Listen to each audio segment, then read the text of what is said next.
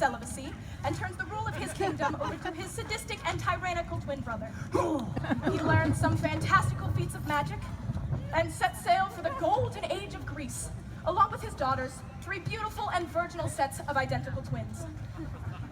While rounding the heel of Italy, the Duke's ship is caught in a terrible tempest. In its fury, casts the Duke up on a desert island, along with the most beautiful and virginal of his daughters, who stumbles into a cave where she is molested by a creature that is either man or fish, or both. No! Stop.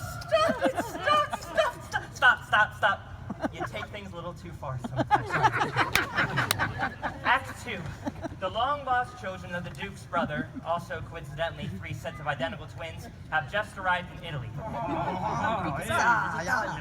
Though still possessed of an inner nobility, they are ragged, destitute, penniless, flea-infested shadows of the men they once were, and in the utmost extremity are forced to borrow money from an old Jew who deceives them into putting down their brains as collateral on the loan. Meanwhile, the brothers fall in love with 6 Italian sisters, 3 of whom are contentious, sharp-tongued little shrews. Spaghetti, I'm so contentious, I speak in Italian. While the other 3 are submissive, air-headed little bimbos. I like pizza. Act 3. The shipwrecked identical daughters of the Duke wash upon the shores of Italy, disguise themselves as men, and become pages to the shrews and matchmakers to the Duke's brothers' sons. They lead the lovers into a forest, where on a midsummer's night, A group of mischievous fairies cast the aphrodisiac juice of the hermaphroditic flower into the shrew's eyes, Causing them to fall in love with their own pages. Who in turn have fallen in love with their Duke's brothers' sons. While the queen of the fairies seduces a jackass. and they all have a lovely bisexual animalistic orgy. Act 4! The elderly fathers of the Italian sisters, finding their daughters missing, dispatched messages to the pages telling them to kill any man in the vicinity. However, the men, unable to find the messengers in the forest, in a final misguided act of loyalty, deliver the messages to each other and kill themselves. Bang! Meanwhile, the fish creature and the Duke arrive in the forest disguised as Russians, and for no apparent reason, perform a 2-man underwater version of Uncle Vanya. Nostrovia! Act 5! The Duke commands the fairies to right their wrong. The pages and the bimbos get into a knockdown, drag-out fight in the mud, during which they reveal female children. The Duke recognizes his daughters. The Duke's brothers' sons recognize their uncle. One of the shrews goes on to receive the 2016 Democratic nomination. And they all get married and go out to dinner. Except for a minor character in the second act who gets eaten by a bear, and the Duke's brothers' sons who, Unable to pay back the old Jew, give themselves lobotomies. And they all lived happily ever after.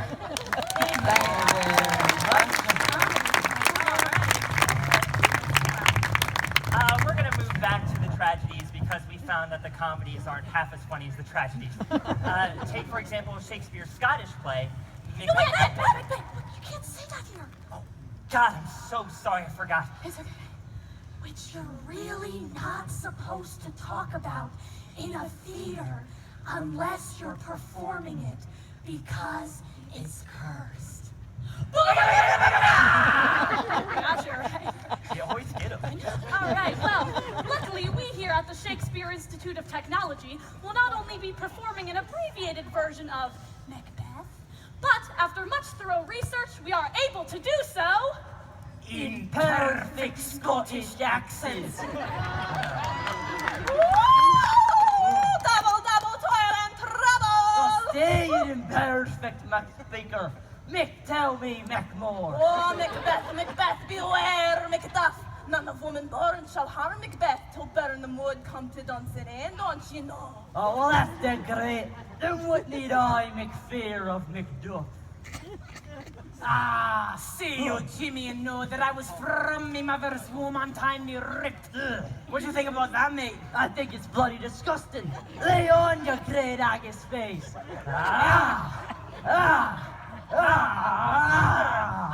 Macbeth, you killed me wife, you slaughtered me babies, you shat in me stew. I deny. You did, I had to throw half of it away.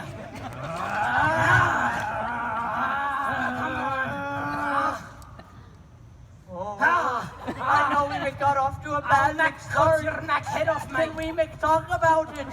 Yeah.